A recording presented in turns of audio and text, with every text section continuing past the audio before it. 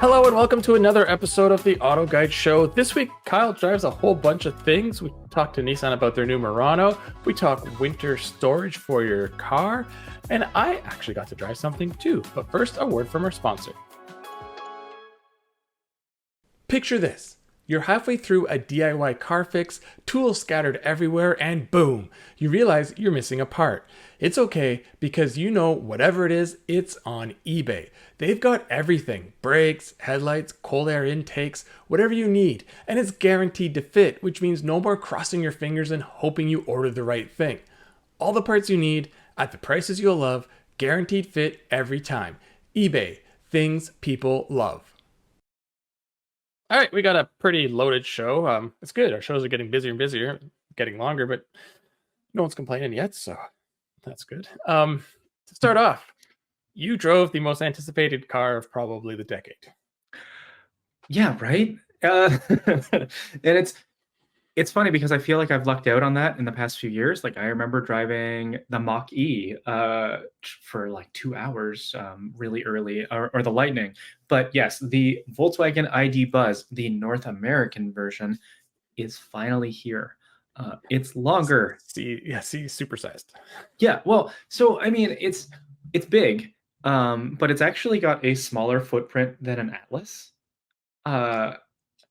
It's funny you say that because I picked up an Atlas from Volkswagen on Monday, and in their parking lot, they had a whole whack of Buzzes being charged that just came off of the shipping.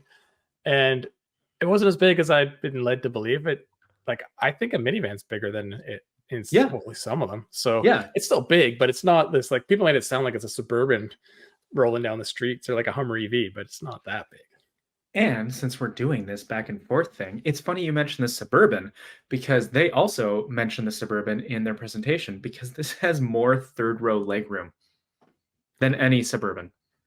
Yeah, I could see that. I mean, the Suburban, I'd have to look at the numbers. I don't even know if it has the absolute most third legroom. I know it's not the nicest third row at all. Like there's any minivan probably is a better third row than a Suburban. Just because it's long doesn't mean it's good. You sit so high up and the seat cushion's so low to the ground. Mm-hmm. But anyway, yeah, that's a different vehicle. What about this one? So this has 42 inches of third row legroom. Oh, wow. Yeah, nothing else has that at all. Well, so VW said it hasn't quite confirmed yet because they're researching, but it seems to be the case. It seems to be that this is the most spacious third row that you can get in any vehicle outside of going to, like a big Sprinter van or something. I don't even think they get 42 inches. Like that's, yeah. What's the second row have? About the same. It might be even slightly less because of how they're positioned. So it's roughly Atlas sized ish, except it's far taller, right? That's the thing. And so it drives like a bus. You sit so high up and you see over the wheel, and the windshield is so low. The sensors that are normally mounted up at the top of the windshield in most vehicles, they're down at the bottom here. So it's such a strange feeling. We were in San Francisco. We started the day by driving down Lombard Street, so the whole street was filled with Buzzes. Must have been quite the buzz. You can't go anywhere without people stopping and asking for questions, or pictures, or anything. I was lucky I got this really nice green and white color combo. I guess it matters how it drives, but not really.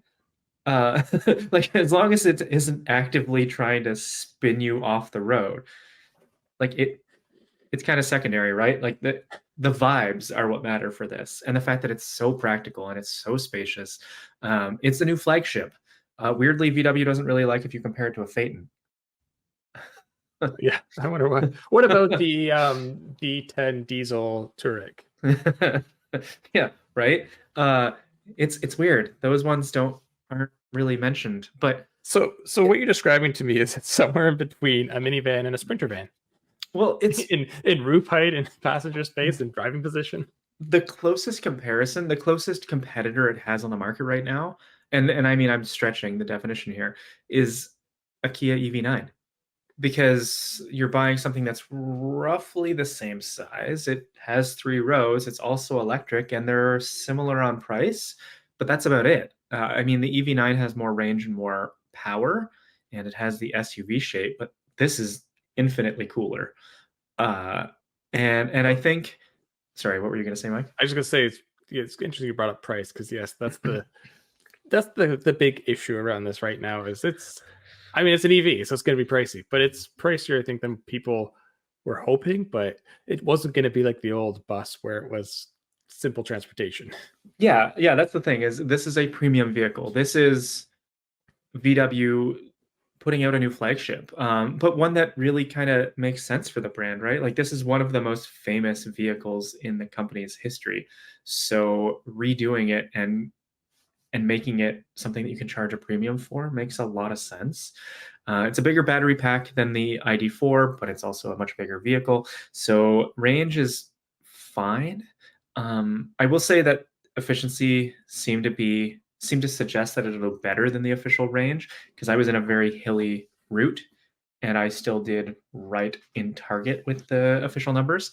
So my hot take with the Buzz is that this might be the EV that kind of makes range anxiety a thing of the past.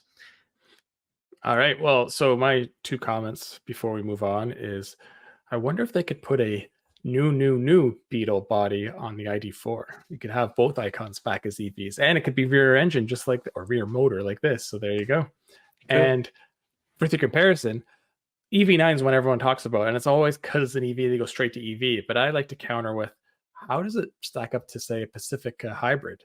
Because that's a plug-in and it's a set 3 row and it's premium. It's not, and it's actually a value for once against something. Yeah. So the tough thing there is like I think that's why also everyone had such shock about the price is because this is a Buzz. It's a bus. It's a minivan adjacent vehicle. Um, it doesn't really compete with the minivans. I know it does because it has sliding doors, but it's a nicer vehicle than even the Pacifica. And it's just I don't really think it's a fair comparison. I mean, yeah, you're right. The Pacifica will be the value play. VW did some research ahead of this, and it hasn't gone on sale yet, so this could change. But they expect only 3% of buyers who are coming from other vehicles are actually going to be coming from minivans. They don't see a lot of cross-pollination here. They see people trading in SUVs for this. Yeah. Well, of course. Let's see what those figures are like on year 3 or year 4 after all the people who just want it get it. That was like the PT Cruiser. It was the hottest thing in the world for like a year and then no one cared. I mean, I think this will still do well, but you can't go with your initial because if you bring something out that's just so cool, you're getting people who irrationally are going for it. It's like, where's your market down the road? But we should move on before we use up all our time on the Buzz. Fair. All right. So another EV. You're just EV crazy. This is the complete opposite end of the spectrum, pretty much. This is the actual every person's EV compared to the Buzz. I mean, it's not this version, but still the Equinox. Yeah. I mean, it might be this. Look at it. If you park that in a parking lot right now, it will disappear. You'll have no idea where your car is. It is silver with black wheels. It could be anything.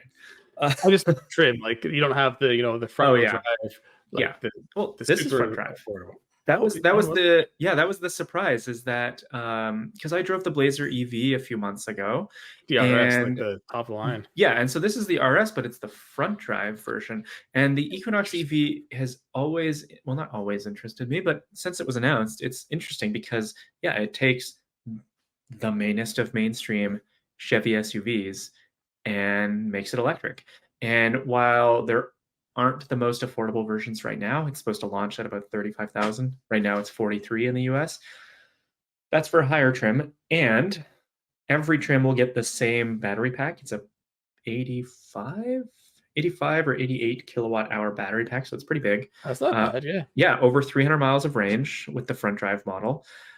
And you get a full tax credit because this is one of the vehicles that's eligible for it. So in the US, full 7,500, or in Canada, you can get whatever depending on which province you're in. So even though the Fiat 500e that you drove recently lists for less than this, I'm pretty sure this undercuts that once you factor in the tax credit. No. Damn.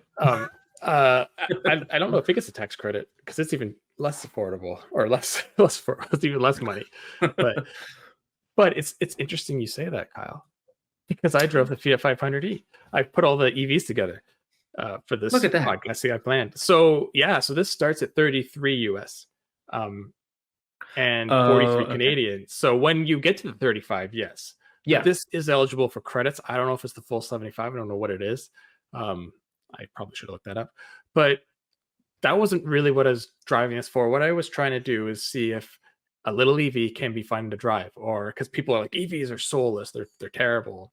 And there's a lot of EVs that people say are fun. Ioniq 6N or Ioniq 5N notwithstanding, but they're fun because they like scramble your intestines between 0 to 60 in 2 seconds. Yeah. Not many of those are fun to corner or brake. So that's what I want to see. Like, and after a week, this really does have the 500 charm. It's a completely different car, even though it looks the same. It's wider, it's a little taller, it's a little longer. It's built on a new platform that's only meant for battery vehicles. It looks a lot less awkward. The old one was always kind of like looked a little top heavy, like it was going to tilt forward. This one, it's got some cool. Sleepy. It's got some. Well, you can't see in this picture, but the eyes actually go into the hood, which is kind of cool. There's actual LED lights for the top of the circle in the hood. Oh. And it's got like all the usual Fiat design. The front side turn signals have a Italian flag in it. It says 500 across the dash, and it's this is the base model, the red. So it's a red dash, but normally your dash and your mirrors match your car.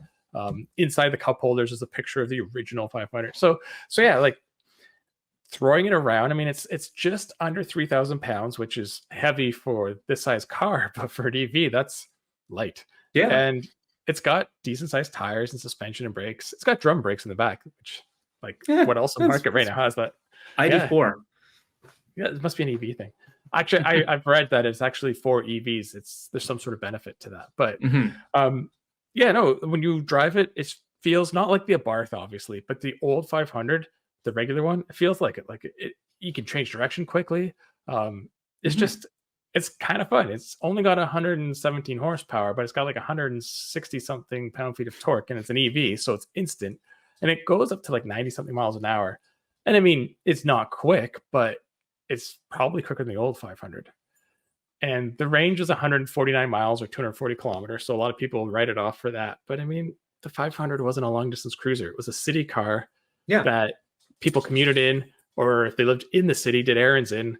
Like, I wouldn't want to do 150 miles straight in this car or the old 500. It's just, I did it in a smart car once, and it's not fun. How was that? Yeah. It's also in a crazy snowstorm, but like it was fine because I love cars, but like it's the last choice. Like these aren't meant for that. Yeah. So my whole point was, can an EV be a fun city car, like a small size? And it does everything the old 500 does and everything. The problem is, we already talked about it, price. It starts at 33, and at 33, I can get a Prius and have money left over. I can almost get a Prius Prime. I can get a RAV4 hybrid, or if you want the fun side, I can get a GTI or Civic Si. So I know none of them are electric, but that's the whole thing, is there's an EV premium still. But if you can get a big discount, and as time goes on, I mean, Stellantis just said that the Charger is going to get a solid state battery in 2 years. So if that's true, put it in here, and that should change the game a bit in price. It's got, I changed the picture. It's got a 42 kilowatt hour battery, and it can charge up to 80 kilowatt. So like if you can max it out at that, like half hour full battery, like we're not talking the 10 to. So that's the thing. Like this, if you can get great rebates and you're determined to get an electric car, or maybe you're living somewhere where they're mandating it, plug this in every night at home. You'll never have to worry. But and it's fun. Well, as my conclusion was, this shows the future of a fun city EV is possible. It's just we need to get the price down. Yeah. I know you're going to switch to the next picture, but I just want to go quickly back to the Equinox because I didn't really sum up what it was like. And so I'm just going to say, you know what? it's the same sort of thing. It's a bit of a price disadvantage right now, but it actually does the everyday EV thing really well, even as a front drive. It's spacious and easy to drive and gets really good efficiency. So yeah, future. I'm really hoping GM keeps this or Stellantis keeps the Fiat or just something else on fleet this winter. Because that's the thing. You're like, oh, torque, EV, winter, no good. It's like, I'm pretty sure if you have winter tires, it'll be fine. In fact, it might be better because it can like instantaneously put power to and not to the wheels. So I want to try that. That's my goal. I want a 2-wheel drive EV this winter. Let's do it. All right. So moving on to something very similar to the 500e. A 5 in the name, right? It's a 5. It's basically the same thing. The 2025 it weighs about as much as the Buzz. The 2025 BMW M5, or the M5390. That's crazy. Makes the VinFast seem light. Yeah. So I know the weight is what everyone talks about, and I will say, I mean, I don't want to spoil the whole article. Go read the article. I only really felt it being heavy once. And it was a kind of unique experience to being in Germany. It was a de-restricted part of the Autobahn. And there was, we just fortuitously had an Audi RS e-tron in front of us. So whenever he'd start pulling away very quickly, it was obvious that the road was clear. So he was our sweeper. So I would just follow. Gentle curve doing like 255, and he was gone. And then a little hatchback pulled out into our lane, and I had to get on the brakes hard. That is when the M5 actually felt its weight. The rest of the time I was driving it, it feels light. It feels about as heavy as an old M5 because all the weight's down low. It does feel big. I can't stress that enough. It is not a car that shrinks around you. Also, though, that might be because Munich back roads are pretty narrow, right? That's or the country outside of Munich. But it is quick and capable and not particularly involving. I mean, it's fun because it does stuff that you don't expect of something this large. And even at 255, it was piling on speed. So it's incredibly accomplished. And it's for a different sort of person than someone who wants an M3 or an M4, right? Like those people are taking those cars out for fun. They're maybe taking them to a track now and again. The person who's getting an M5, they're driving that thing every day. They're like a well-to-do person who wants the quickest but comfortable everyday car. And so the M5 kind of makes sense that way, especially with the plug-in aspect, right? Like 50 kilometers or 30 miles of range on nothing but electrons. So I got a couple thoughts. So first, it's so funny how AMG really went all in, like came in because they were trying to be like M and Audi with the R. I know AMG and RS were like predated, but it's funny how it's come full circle that BMW's made a lot of their M cars like AMGs, where they're not track weapons, but they're crazy capable, fast, like isolation chambers. And you're right, this is like a GT. If you track this, you probably feel the weight, but it doesn't matter because people aren't tracking the M5. Like I think that kind of M5 probably, I don't know the numbers like you do, but I'd argue the 400 horsepower V8. I don't even know if the V10 was still that sort of a car. I think that's when it started going into the GT kind of world. Yeah. And it's funny you mentioned those ones because BMW brought all the classics along, which is a bold move, right? With this being so controversial, they're like, hey, here are all these other ones you love. So I drove Frankfurt to the Nürburgring, and we were in Ioniq 6 and the Tucson hybrid. Not Tucson, sorry. Kona for hybrid. And some of the little towns, like we had to follow direct routes on our thing. I was like, oh, this feels narrow. So I can't imagine that. And I remember passing, someone had a Challenger out there. Someone else there's a couple Rams and Wranglers. And I was like, how did these people get through these streets? Like if they meet someone, it's going to have to back out of the entire area. But the big question, did you hit 300? I did not, but one of our fellow Canadian journalists did. And one of the BMW technicians said they saw 315. So this is limited to 305 with the M drivers package. Which is standard in Canada, I should point out. It's optional in the US. So Well, that's all based on the car speedometer, right? So Yeah. they're not, even if you're off like the smallest fraction, when you get to the 300, that could be like 10 kilometers of real speed. So Yeah, and it's much better to have the speedo being optimistic than the other way around, and your speedo saying 280, but you're actually going 300. It's much better to have it this way. So I get it, but I mean, still, quick. it's crazy how 250. car. Hmm? So it's crazy how cars like that, it doesn't feel that fast. Like when we maxed the Kona to 173, and it felt okay. Like you hit a wall. Like it literally was like, nope, this is it. But the Ioniq 6, we got to like 197 or something, and you're like, okay, I don't think I want to go much faster in this car. And yet this, the first time we got onto the D-restricted, it's just like, okay, well, I'm gonna get it. If another car in front of me just feels like it's going too slow, I'm just gonna move over to the left and keep going. My comfortable cruising speed in this was 175 or 180 kilometers an hour. Oh, for That's sure. just like that's just what this feels happy at. And so yeah, it's incredibly accomplished. I'm sure there's no competition or anything right now. It's just M5. So I'm sure when there's other variants down the road, yeah, maybe it'll be more involving. But right now it is just a sledgehammer of a car. All right. Well, we're gonna wrap it up with those 4 cars. Well, kind of running out of time for the rest, so we will take a break and hear word from our sponsor. And when I come back, I'll be talking about winter car storage tips. Not winter car storage, storing your car in the winter tips. Actually, it'd be winter car storage in the summer. It'd be the same difference. Yeah. But yes, yeah. So when we're back with the Auto Guide Show brought to you by eBay Motors, I will be sitting down with Kyle from Hagerty, a different Kyle. It's going to get real confusing. And then this Kyle will be back for Question of the Week. So we'll be back soon. Picture this. You're in the garage, hands covered in grease, just finished tuning up your engine with a part you found on eBay. And you realize, you know what? I could use new brakes. So where do you go next? Back to eBay. You can find anything there. It's unreal. Wipers, headlights, even cold air intakes. It's all there.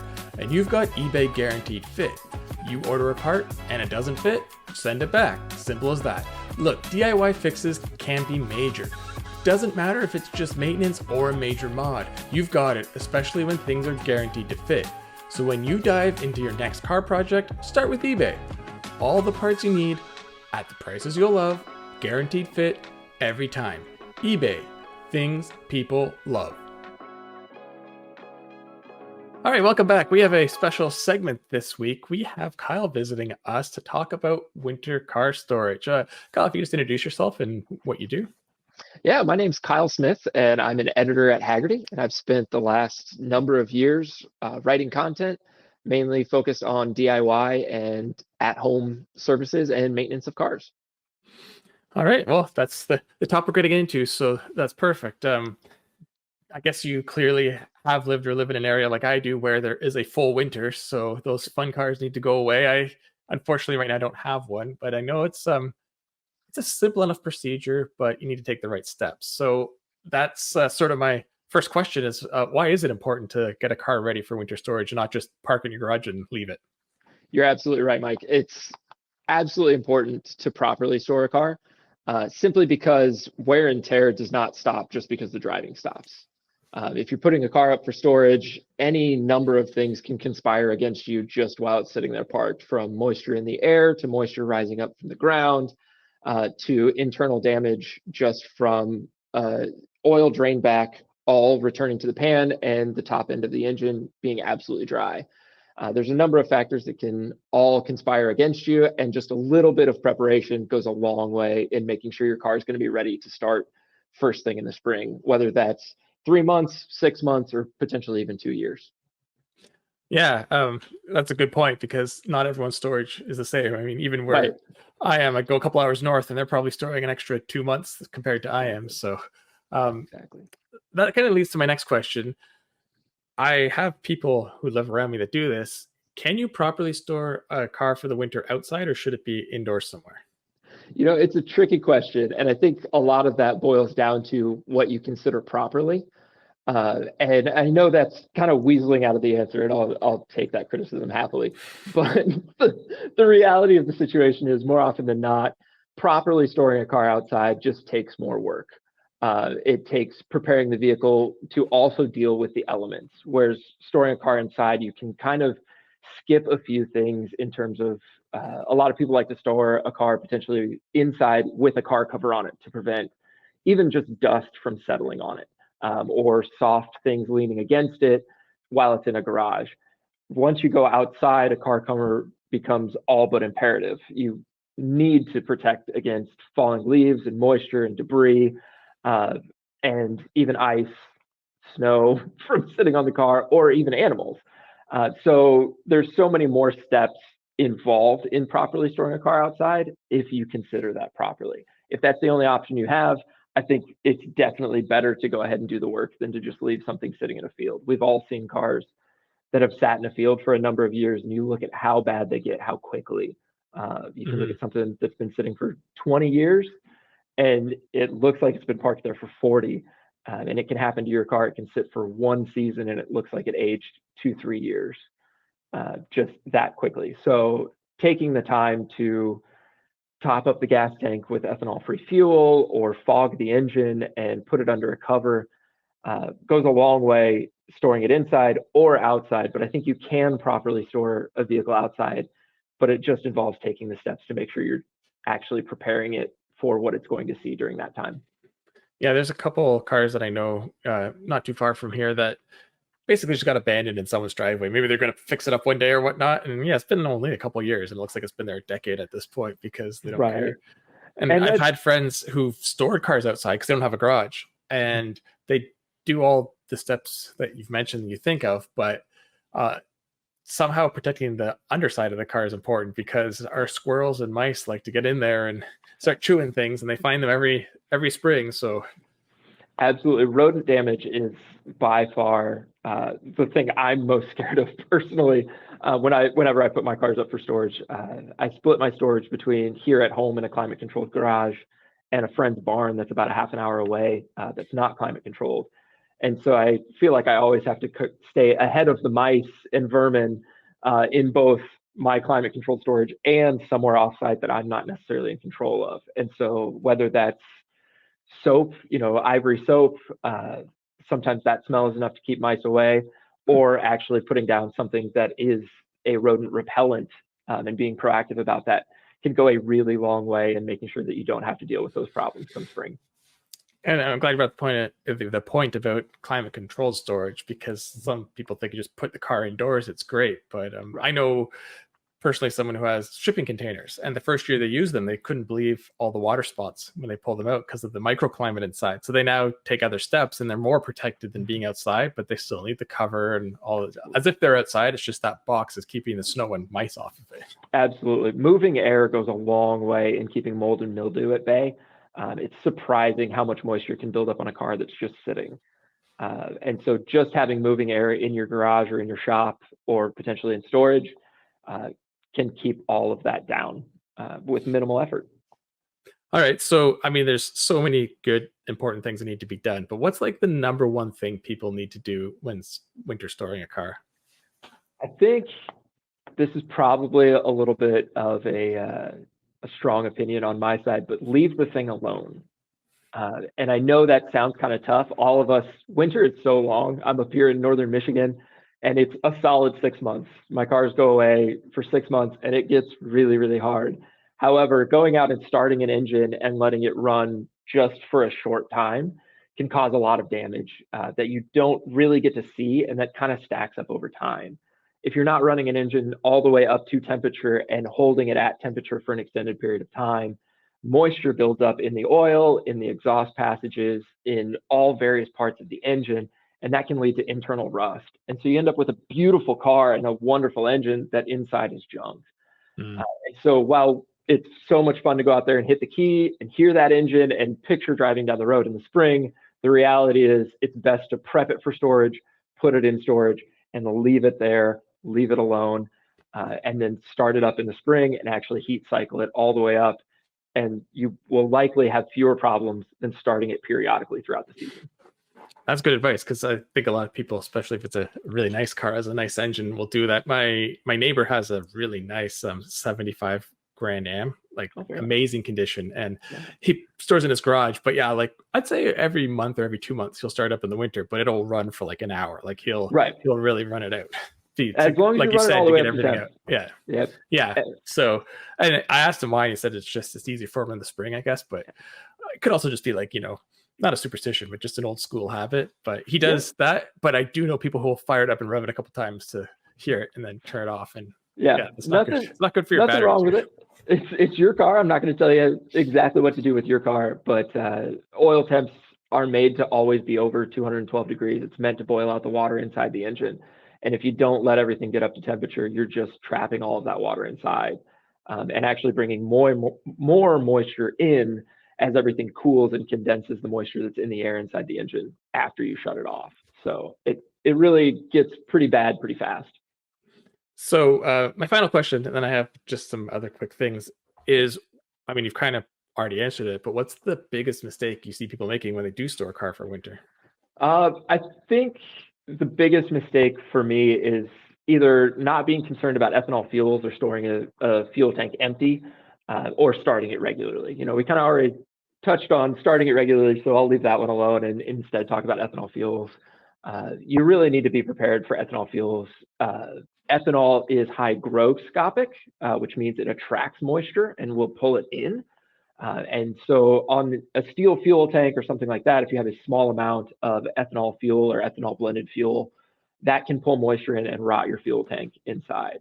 So typically storing with a full tank of fuel that is properly stabilized, or whatever fuel treatment that you prefer, and especially if it's non-ethanol fuel, it can keep your fuel system in good shape and make starting it in the spring so much easier, compared to just deciding after the last drive, just pull in the garage and shut the car off with zero preparation.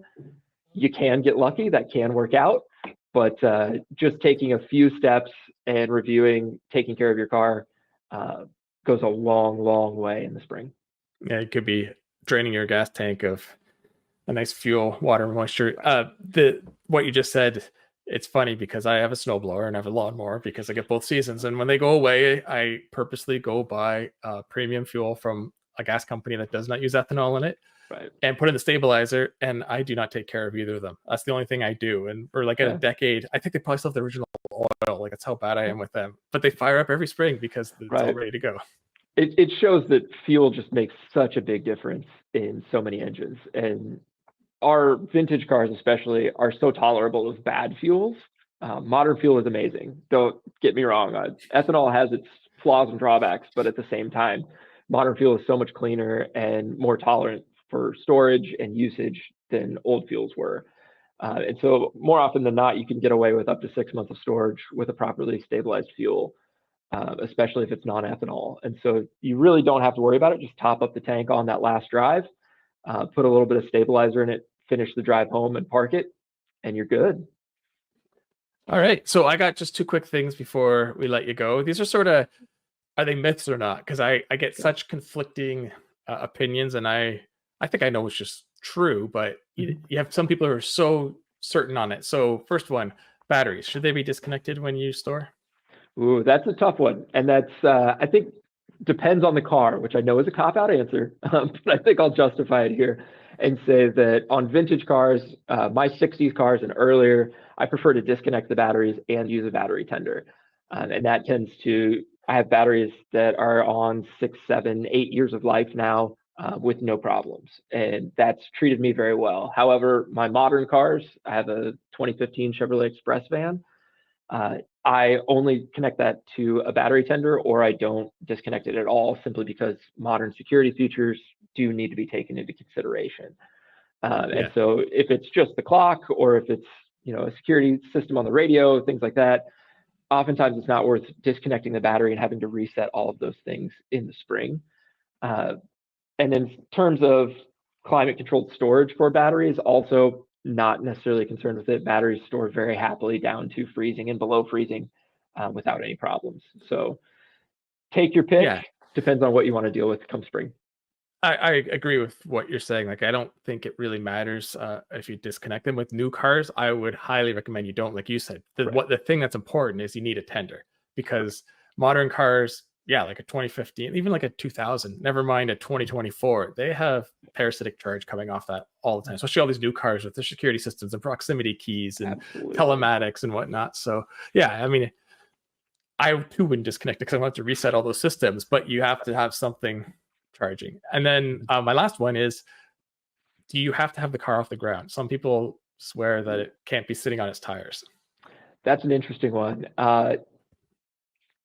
I will say that I typically tend to prefer to store my cars as if they're going up for 1 to 2 years, even though I intend to only store them for 3 to 6 months. There's just 3 to 6 months is such a long period of time in our lives that you never know what's going to happen in that time period. And so while we all mean well and we know we're going to pull it out of storage in 3 months, the reality is who knows what's going to happen in 3 months, and you might still be leaving that up for storage. And so I try to prepare and store the car as if it's going to sit for 2 years anytime I put it up, because that is an actual thing that might happen. So for that, I tend to lift my cars off the ground. That's just because they're usually stored on concrete surfaces. So there's 2 ways you can get around that if you don't want to store on jack stands and support the car. And if you are putting it on jack stands, I prefer to support it with the suspension still weighted, not hanging.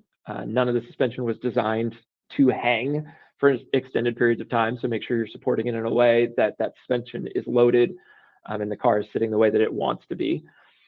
But if you aren't able to put it up in the air, if that's something you're not interested in, I'll use rigid foam insulation underneath the tires, and that will provide a little bit of a gap between the concrete, and that prevents the concrete from pulling all the moisture and dry rotting your tires. It also prevents you from leaving spots on the floor if you have an epoxy floor or anything like that, where a rubber tire might kind of seal to the floor for extended periods of time. Or you can simply overinflate the tires and make sure that they keep their shape and roll the car forward and back a couple times throughout the season. Will keep your tires in suitable shape. Pick it up if you want to, don't, and do a little bit of prep if that makes more sense for you. Either way, I know that's not an answer to your question, but either way is absolutely acceptable. Just sounds easier to just get 4 jack stands and put it up and be done with it. But it can be. Yeah. All right. Well, thank you so much for all this good information and insight, especially for those who may be new to storing or maybe wonder why they have issues with their car every spring and they weren't taking one of these steps. So it was great having you on. Hope to have you on again in the future. And thanks a lot. Fantastic. Thanks for having me. All right. That was pretty insightful. Now something not insightful. The question of the week this week is, since this will be going live a couple days before, what's the best car for Halloween? I don't mean the best car to drive at Halloween. I mean, that's going to be something with 1,000 lights, so you see all the kids, or has like the world's like probably a Polestar or Volvo that can like detect pedestrians 7 miles away. I'm talking the one that just looks like Halloween. So I have 2, and since I thought up the question, I'll go first. So what inspired this question is the car we just talked about. Imagine the little 500e in orange with some black accents. It looked like a little pumpkin. It looked like a little jack-o'-lantern. Yeah, that's great. Okay, my put a stem first on the one, top. Yeah, like a little green stem, and maybe it well, it's a pumpkin, so it doesn't really work. But I was gonna say, remember the little shaky ghost things from the '90s, where it's like, ooh, we can somehow do that. Because if you make the headlights be googly eyes, that'd be really good. Yeah. Okay, so my first one. I'm sorry, BMW. But I'm going for one that kind of looks like a carved up pumpkin. I'm gonna say the BMW XM. If you paint that orange, and then all the other highlights and stuff, it kind of looks like a jack-o'-lantern. Yeah, some of the old 5 and 6 series, I always thought the eyes looked like jack-o'-lantern eyes. You know how like the classic ones where they slant down on the top and then are like circular on the bottom? Yeah. No. I'm sticking with an SUV for my second one. And I don't know why, because maybe it's the big circle headlights, but whenever I see an orange Renegade, I always think it's like a Halloween pumpkin driving down the road. I don't know why. It's a square, but it just looks like one to me. Yeah, it's so upright, and yeah, I get it. My other one, classic here. I'm going with a Plymouth Fury. Christine. Christine is the ultimate Halloween car. Kind of Halloween. That's it. That's all I got. Oh, I just thought of another BMW, the Isetta. Oh, That's yeah. a little pumpkin. Yeah. Yeah, that would be great. You could actually just stash a bunch of candy in it too. Yeah, excellent call. Yes, so that was quick, but it needed to be because we got a busy Done. week. So next on the Auto Guide Show brought to you by eBay Motors, we are going to, well, I guess it's me again, because Kyle's been traveling the world for the last like 3 weeks.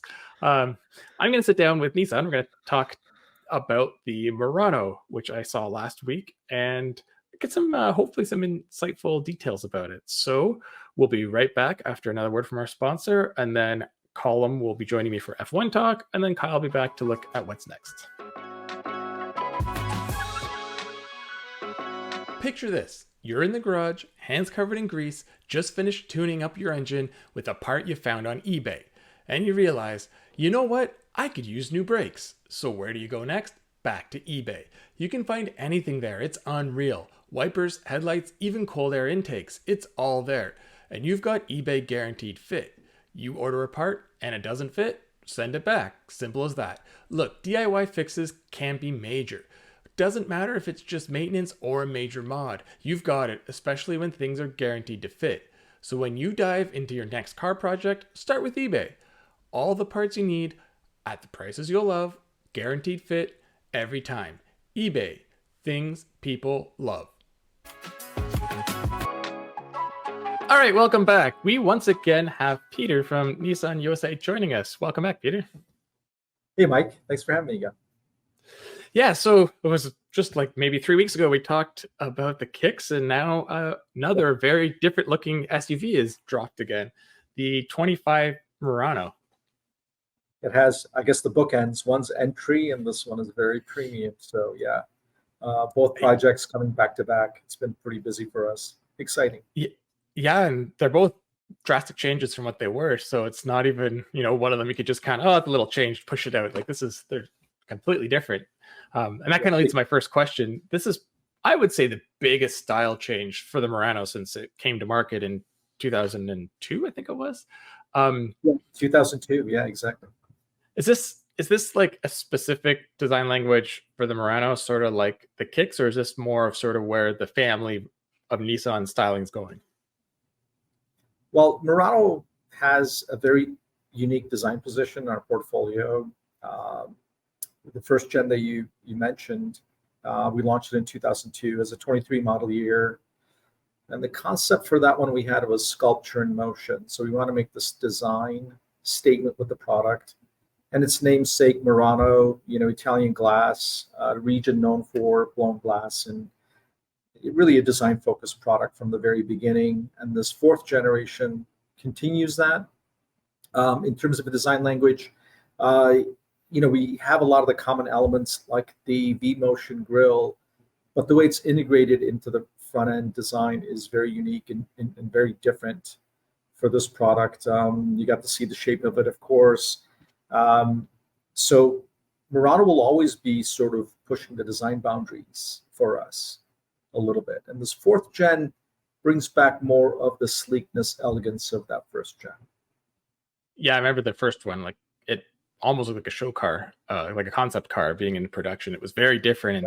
And this one, the rear three-quarter and rear angles, you really see sort of how much it kind of flares out. And from the front or from pictures, you don't really see it, but when you get it up close and lighting, you can really see. So yeah, like the feedback I've had since it came out is a lot of people like the new style. Like it's very different, and they're surprised sort of on how it looked. And I think another, maybe not a surprise, but something that inevitably was going to happen is the V6 and the CVT are gone, and in its place is a new turbo 4-cylinder and a 9-speed auto. So what was the sort of main driving force behind that change? Well, there was a couple of things that are happening. One was for these larger vehicles, we wanted to go to a step transmission. On our mid-size small vehicles, the efficiency of the CVT, the smoothness can't be beat.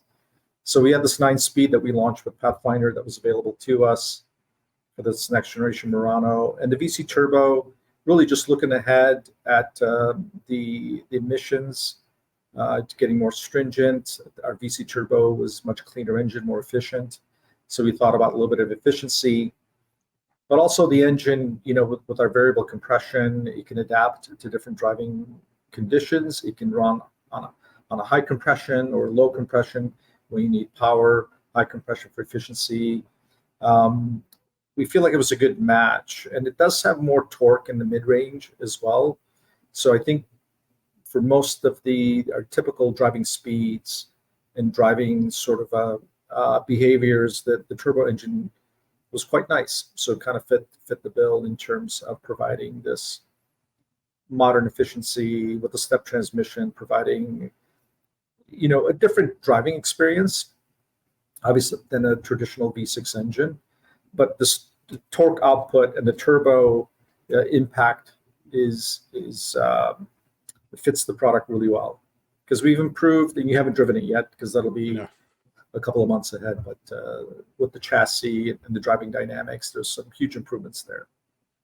Yeah, I mean, I said it in my article. I will gladly trade some horsepower for torque, especially turbo. I've really kind of fallen in love with turbos because it's just nice having that low end torque like ready to go. I mean, the V6 is a good engine too, but there's just a difference, especially when you're more cruising on highways and whatnot. You can just kind of get it and go. And I drove the Pathfinder on a long road trip this summer. I've talked about it on a previous episode with the 9-speed, and yeah, that transmission really makes a difference in that vehicle. So looking forward to it in the Murano. Yeah. So another change, the last one that I'm going to really get into mechanically, is no front wheel drive option anymore. Was the take rate just too low on the current one? It was very low on the current one. We're seeing the all-wheel drive mix go up quite a bit. I know for your market, it's 100% all-wheel drive. For the US market, we'll have a SV grade and a very small mix available in front-wheel drive, but it's a very, very small mix. We saw this all-wheel drive come up, and with the all-wheel drive, we can provide the better driving dynamics. And we had to really focus on different variations that we were building, and we just decided to focus on the four-wheel drive. And like the fuel penalty that there used to be isn't so much with all-wheel drive, so it makes sense. And it kind of leads to the next question is, you're pushing up market with the Murano, which people expect the all-wheel drive. Does this change sort of your demographic, or is it more you're changing the vehicle to match your demographic? We're sort of changing the vehicle to match the demographic. We're always looking at how the customer is evolving. And with this product, Murano, the current one, has been in the market for a while, probably longer than we want it to be, but it's been around for a long time. It's going on its 10th year, and the design has really held up very, very well. But it was time for a change, and we are definitely evolving with that customer base. But Murano has always sort of punched, segment above in terms of its quality feel, luxury feel. And this generation, as you saw, we really paid a lot of attention to the design quality, but also the material selection and this interior sort of feel that we wanted to execute this elegant interior that's rejuvenating. It's a comfortable place to be.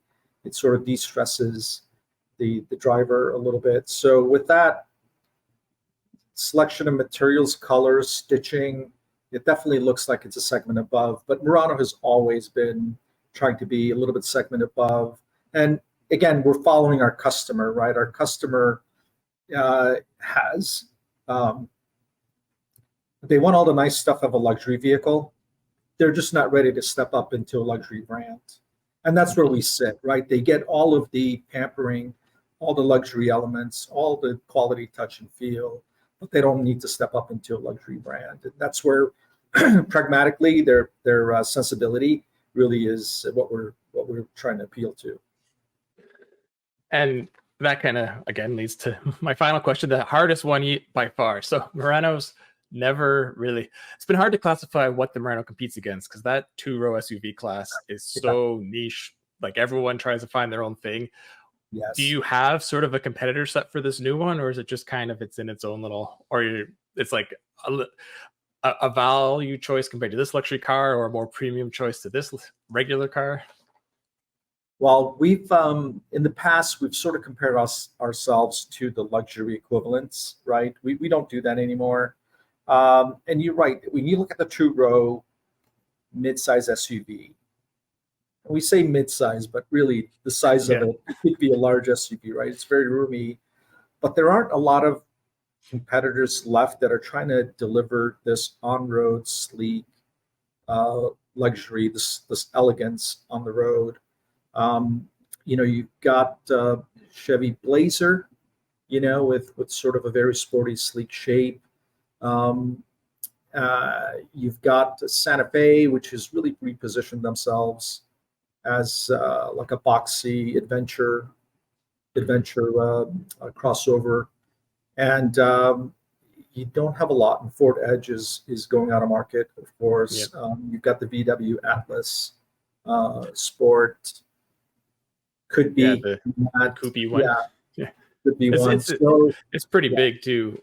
The Outback, no, that's a completely different market. Maybe the Toyota Crown Signia. That's the closest I could think of. Crown Signia is of course a new entry into the segment. It's really an interesting proposition. We probably see that as the closest, Japanese OEM. Mm-hmm. It's in the mid-size SUV category, so probably we'll get a good cross-shop with that product more than anything else.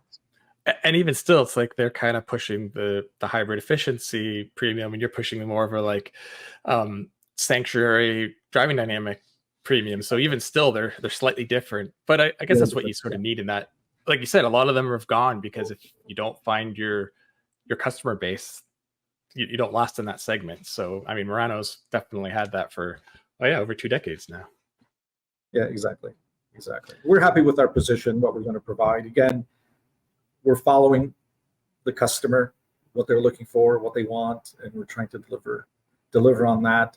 We think we have. It's a very compelling product, and to your point, it's a product that you have to see in person. It's really difficult to judge. On photographs, there's a lot of influence of, you talked to Gio last week, our design chief, and, he did the Aria, so there's some Aria influences. But when you get to the back of the vehicle, it's 3 inches wider than the last generation. The strong shoulders and the presence of the vehicle is something that you sort of have to experience. Yeah, and the new design, I think, when it first hits the road, will have a lot of people kind of turn their head wondering what it is, because it is very different. I saw my first kicks today, and it was a dealer plate, so they're probably shuttling it somewhere. But even still, like, I saw it right away because I'm not used to seeing them. So that always helps. Yeah. All right. Well, you've answered the questions very well. You gave us a lot of information. It's going to be one of those products that, I think really need to drive it to get the full feel of it. But initially, it looks quite good. So looking forward to getting some time behind the wheel down the road. I'm glad. Yeah, I'm looking forward to you driving it. I like to hear back your impressions. We're, of course, excited. It's been long overdue, but I think we made a huge effort. And again, hopefully people will take a look at it and drive it. And I think it's a great experience. All right. Well, thank you so much, Peter. And we'll talk to you hopefully again down the road whenever your next product's ready. Thanks, Mike. I appreciate it. Okay, so now we're going to get into the F1 news and rumors. We have Colum Wood back, and we had a race last week, and we have a race this week. Oh, yeah, it was a great race, too. Although, I mean, I guess if you're a Ferrari fan, you'd be both thrilled and upset because you guys won, but you didn't get to see them win at all because nobody was watching the Ferraris the whole time. Okay. So it was I thought, very entertaining, and apparently Max knows what the rules are and drives exactly to them. Yeah, like the wording on the rules is so specific, and watching the race, you're like, that guy got a penalty, but that guy didn't. And then like Max, like 6 times, you're like, how did he not get a penalty? But he knows exactly how to exploit them, which the FAA will do nothing, but they should look at the wording maybe on the rules. But... they should. I think they're going to need to figure out a solution to that.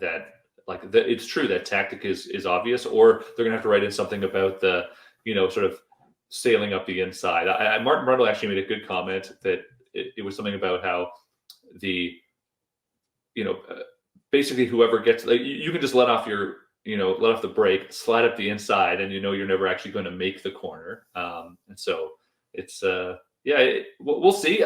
Interestingly of note on that the news sort of recently is that McLaren is going to what's the term? requested a review of Lando Norris's penalty. So I was reading it's always the specifics. They say that in order for it to basically move to the next stage, they need a, quote, significant and relevant new element. So yeah, I was reading that too. So basically they need to have something new that wasn't shown or people saw during. So I don't know what that could be. Like, I wouldn't think they'd do this if they didn't have anything. I mean, it might not be good, but just maybe they're doing it just to like keep Lando's morale up. But they did the breakdown after that attempted pass, and they explained, like, you see, like, this is why Verstappen did get a penalty. But it's like you said, so you just got to sail in the corner a little deeper so you have your nose in front, and you're like, well, I'm in front of the apex, so I can do whatever I want, which is like crazy. But they said if he went way off the track, then he get a penalty, but he knows how to stay on. But then there's other instances where it looked like the exact same pass, but the guy on the outside had a slight nose ahead, so now he gets to keep the track. And like, yeah, I don't know what you do, because you can't pass on tight corners, which is like what you want people to do, because if they both don't back out, you can't stay on the track. Yeah, although I have to say, many of those other corners in that area, there was tons of passing going on. Like I will, if I defend Verstappen here, I'll say that it's a case of, like, if Lando Norris was like a 1/10 of a second closer at the end of that straightaway, he would have had it, right? Like, it was it in a sense, like, while I do think maybe these rules do need some clarification, it does benefit the driver in the lead. Like, there is you've taken the lead spot, and basically someone has to obviously overtake you, right? So it's like, if Lando could have gotten a 1/10 of a second closer going into that light braking zone, he could have actually made it. And it was great racing either way, man. I loved it. Was like that was some wild defense. It was good. And even the sections when they're coming out of, I think, what is the big braking zones, turn 12 there, it's either 11 or 12, and then the whole following section, like 13, 14, 15, whatever, they're like running side by side coming out of there with like different amounts of traction. That was really exciting to see. I said it last week, I love that track. They need more tracks like it. Yeah, Max was using his battery perfectly. He'd always juice out of the corners with the DRS to get enough of a lead that Lando couldn't quite catch him. And I mean, I get the spirit of the rule. It's, if Lando held his ground and they crashed, they need to be able to, like, oh, who was at fault? Because, like I said, if they both hold your ground, you're going to crash every time. So they need to deter someone. So yeah, I don't know what you change, but I'm also curious what this new info is. But yeah, I don't know. We'll see if there is any. I know, like, there were times, I think it was last year, the year before, the Red Bull did it, and they were like, oh, there's new info. There's like the steering angle, and the FIA is like, yeah, we have that. We saw that already. This isn't new. Goodbye. And that's what they tend to do. They'd be like, yeah, we know, guys, this isn't new. So we'll see. I don't think it really matters long term. Like, I think Lando getting the championship's really far fetched. Now you basically need at least a max DNF at some track while Lando does really well. Yeah. But what's interesting after that race is Ferrari is definitely in the constructors conversation now. It could be a three-way battle at the end, which will be very interesting, because you got two teams two drivers regularly perform well, and one team that's really hit and miss. Although you'd think this week he would be pretty good being in this home track, but who knows? There's my prediction. I was going to say, when we hop on here with chatting predictions, my prediction will be that he crashes out of the race. I think he did last year, actually.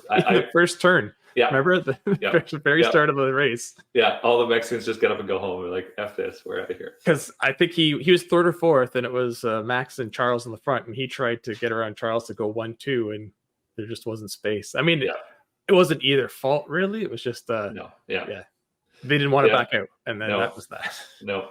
Although, so we were chatting before that my prediction that did come true was that I thought that Lawson would outperform Tsunoda, and he pretty soundly beat him. I actually can't even remember. I think he outqualified him. Yes. But yeah, in the race, he was, in the end, 19th versus Tsunoda was... he was 9th versus Tsunoda was 14th. So it's a pretty big gap.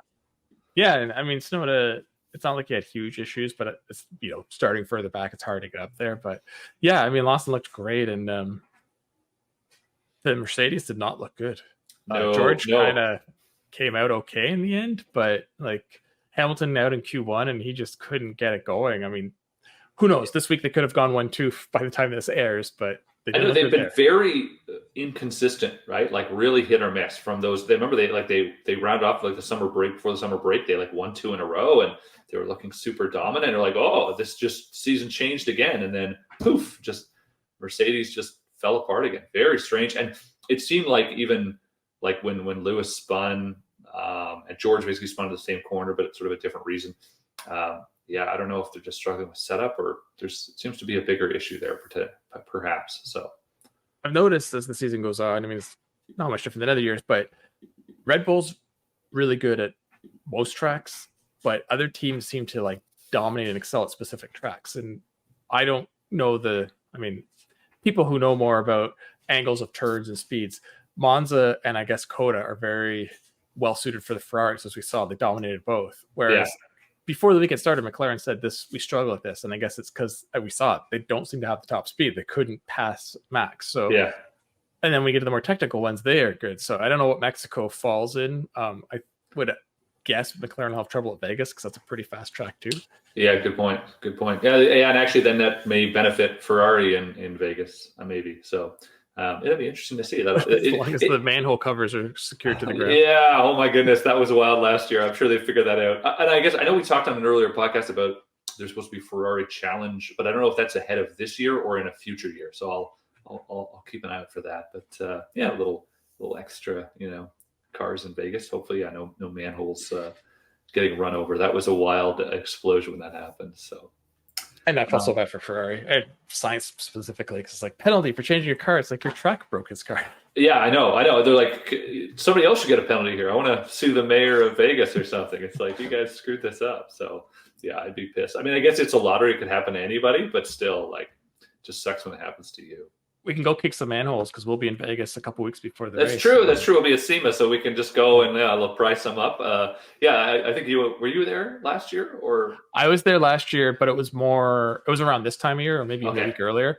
But they start so early, like they tear that city apart for like 2 months for the one weekend, and then I've heard like in December there's still stuff around, so it's another month or two to take it down. And repeat for they only got 5 or 10 year deal. Like they gotta find something better. I was staying at what's it called, the Cosmopolitan, and it's like right near, like that's near the Bellagio, where there's a bunch of there's like basically one of the turns they go through. You kind of come into the track right where you go there, and it was cool to see it all set up, right? So time will tell. The other sorry, go ahead. Okay, go on.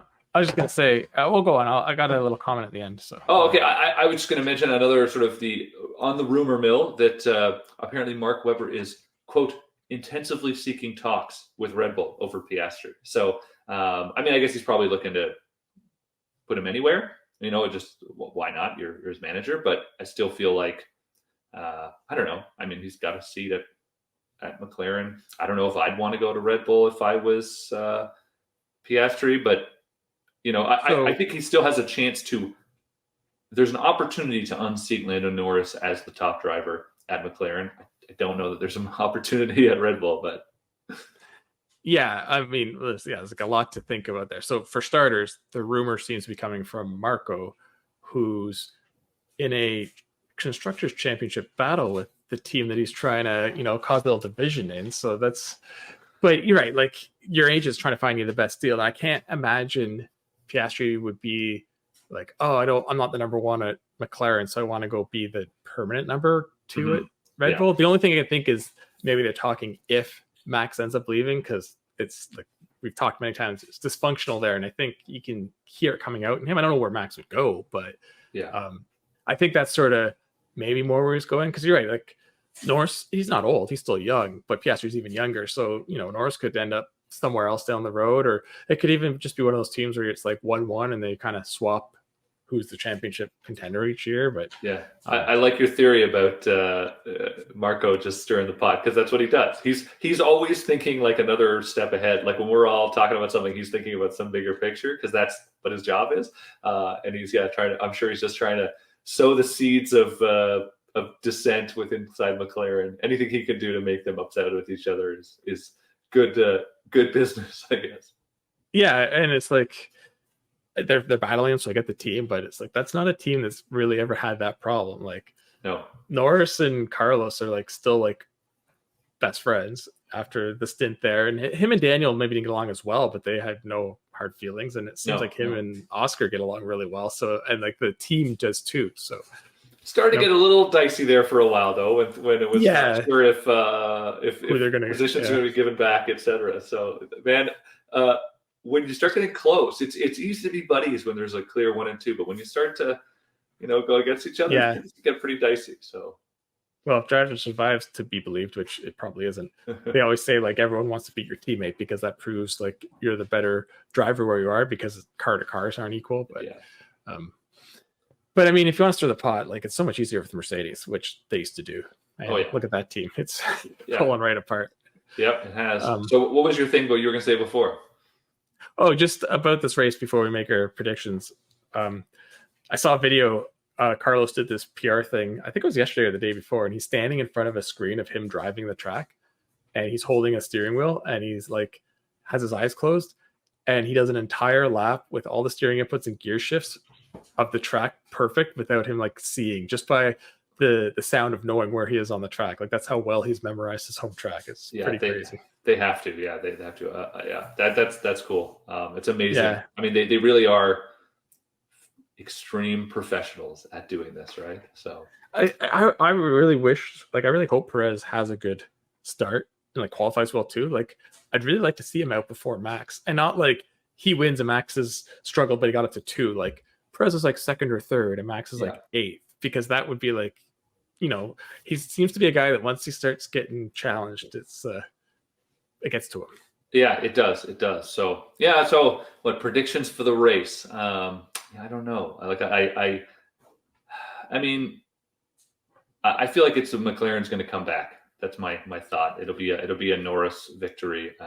Seems like a good thing, unless something wild and crazy happens and the cars get banged up. I don't see Ferrari doing that well, because it's the high altitude too, right? Which is historically used to always benefit the Red Bulls, when the Red Bulls were the better cornering team and not the better like horsepower team, right? That was like 3-4 years ago. They always did well in Mexico, but it feels like that's not who they are anymore. And so McLaren maybe is a more balanced car now. So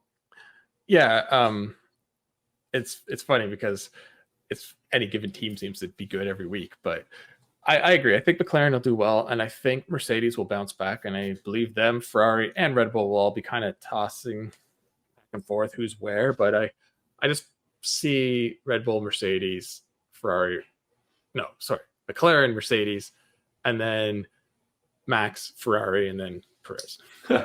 Exactly. It's not Red Bull, it's Max.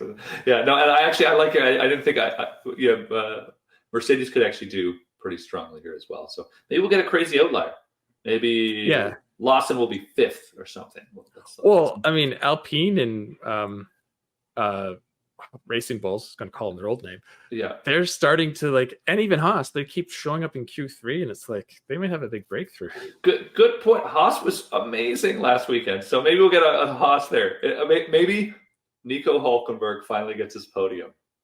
Well, they said I think last race it was 6 straight races of points for Haas. Yeah, right. One last thing that's going long, but if Ferrari passed Red Bull 2 in the constructors, that's really going to hurt them, because their car clearly has some issues, and you're not going to want to invest much for next year, and you're going to get less money if you're 3rd in the constructors, so you have even less to work with. So so that'll make them even more of a slouch in 2025. Good point. Yeah. So, cool. All right. Well, we better get going. Next week when we're back, this race will have happened, and then I think we have one more race in a row, right? Are we down to Sao Paulo, I guess? It's the Americas Tour, they call it. And then there's a little break before Vegas. That's my favorite track. I love Interlagos. Same. It's one of my faves. I love it. Always a great race. And sometimes crazy torrential rain that changes everything too. So yes, I absolutely look forward to that one. There's so many passing opportunities with different straights and turns and hairpins. And that's one too, I think will really benefit the McLaren Mercedes, but we'll have to wait and see. Yeah. Sounds great. All right. Talk to you then. See ya. All right, so thank you for sticking with us, because if you're listening to this or watching this, you're still around, so we thank you, because it's been a bit lengthy, but that's what happens. You just get a good show and you get popular, and everyone wants to be on. No, it's just we just get. I think they're going to be like this for a while, but that's because there's a lot of stuff to cover. And if it wasn't Well, except for the question of the week. If it wasn't insightful, we wouldn't talk about it. But Yeah. before we get to where you were this week, I conducted a comparison, and it was two of the. I don't like calling them soft roaders because to me that still feels like crossovers that have no business being off road. But that's really what this is. It's the SUVs that are like regular mainstream family SUVs, but they give them a little rugged edge. And I had the Pilot last week, like we talked about, and I was surprised like how good it is on those beaten up gravel or dirt roads out to the trails you might be hiking. Like you're not going to take it up Moab, but it's good for that. So anyway, I had the Traverse Z71 and the Atlas Peak Edition. Okay. So there, it was interesting. It was very interesting. I don't want to get into it because I want to save it for the review, but they both surprised me in different ways. I don't mean good and I don't mean bad. Well, I guess I mean both. But yeah, they're like, I guess I went in, I guess, with more preconceived ideas than I should have. And after driving, I'm like, oh, so yeah, there's that. And Kyle, you finally got back into Canada. It's true. I actually forgot when I was coming back in and doing border security. It was like, how many days have you been outside of Canada? I said, I don't know. Yes. I just want to clarify for a sec, That though. always works. Yeah. I just want to clarify, though, Mike. The Traverse was a big deal because it's all new this year, right? Yeah, it's all new, and this is a new trim. It's never had the Z71. It's always been like for the trucks, and the Atlas got its refresh this year, and the Peak's equally new. Okay, I'll give one little hint. The Atlas is the Peak's doesn't stray too much further away from the Atlas, whereas the Traverse C71 is actually not that far off of its body on frame brothers in terms of what it has. So yeah, it's interesting. Okay. And you landed after being in Austin for the Kia K4. The Forte is dead, so it's not the K Forte. It's not dead. It just has a new name. Yeah, it's true. It's part of the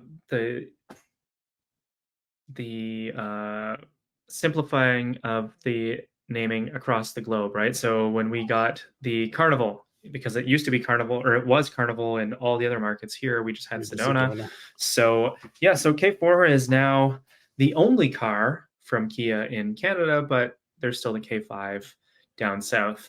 Interesting thing here is that we only drove the mid-level trim, but that's all I can really say right now because there is an embargo.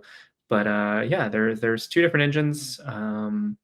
It's bigger, and yeah, I look forward to being able to talk about it on a future episode. And then I came home and quickly got into two very, very practical vehicles from a brand known for its practicality, Porsche. I drove a Taycan Turbo GT today. It was not the Weissach package, so it did have rear seats, but it's over 1,000 horsepower and bright purple. But I only drove it for a couple hours, and then I kept just a 718 Spider RS for the weekend. With Taycan's so ridiculous. It's like, here's a 5,000-pound EV, but there's no rear seats to save weight. Yes, I won't talk. I'll save talking about that one for the future as well. But I will say that I'm pretty sure I have slightly changed the shape of my body after doing some launches in that thing. I think I am now slightly flatter but wider. It has redistributed my weight. That was wild. And the Spider I had to be sent a YouTube link on how to put the roof up or down. While it was raining. Yeah, well, luckily it was up when I got the car because it was raining today, so I didn't have to worry about that. But tomorrow I'm gonna have to try unfolding this thing. You have to actually partially unfold it to open the trunk. Well, I was gonna say, I remember the last gen Spider, you had to like do all these clips and stuff on the roof when you got it up because it wasn't on yet. It was like an old Miata. Yeah. At least you don't have the carbon seats in the Spider like the GT4 has, because that'd be real fun to get in after launching in the other car. Your body would really be loving you by the end. So we got to end this episode. Yeah, we probably should. I want to end it on, you talked about the Kia fixing its naming convention. When we went to Nashville and I saw the Murano, on the way there in the shuttle, we passed a K900. Oh, I was like, oh man, I forgot those even existed. That was like, so did what, maybe Kia. like a 1 year thing. Yeah. And then it got replaced by the Stinger, or maybe there's even a gap before the Stinger. I can't remember, but Yeah. All right. Well, oh wait, Mike, what are we doing next week? I think we're doing an event together next week. oh yeah, we're at Ajax Test Fest. We'll be driving a whole bunch of cars, so we'll talk about that. Tons. And we're doing a great comparison, one that I'm actually looking forward to, and I'm not being sarcastic. It's the all-new Forester against the refreshed Rogue. It's sort of the two brands could be their best products they have right now, or I don't know. I think they're both crazy sellers for them, so it's a big deal. And I think they do get cross shops. So Yeah, and it's that we really like the Rogue. Curious about the new Forester, and it maybe one or both of them are good enough to knock the CRV or the RAV4 down a peg or two. yeah, I mean, I haven't driven it, and I'm trying to not go in with an open mind, but the Forester's always been very capable and super easy to drive and easy to see. It's just loud, and everyone's saying it is so much quieter. So I mean, if that's all they fixed, like that could be enough. But I'm curious. It does look like a Ford though now, which is kind of weird. But all right, well, thanks again for listening to the Auto Guide Show brought to you by eBay Motors, and we will be back next week, and I promise it won't quite be this long. So long, everybody. Picture this. You're halfway through a DIY car fix, tools scattered everywhere, and boom, you realize you're missing a part. It's okay, because you know whatever it is, it's on eBay. They've got everything: brakes, headlights, cold air intakes, whatever you need, and it's guaranteed to fit, which means no more crossing your fingers and hoping you ordered the right thing. All the parts you need, at the prices you'll love, guaranteed fit every time. eBay, things people love.